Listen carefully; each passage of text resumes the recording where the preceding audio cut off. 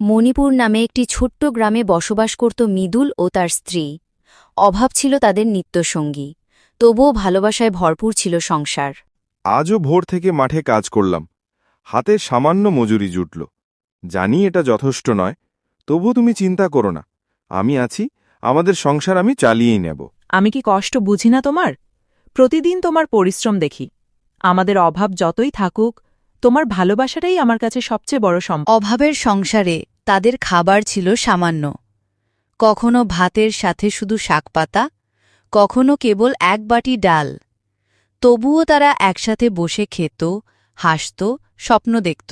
শোনো, একদিন আমি অনেক পরিশ্রম করব, আমাদের ঘরে আর অভাব থাকবে না, তোমাকে আমি সুখে রাখব।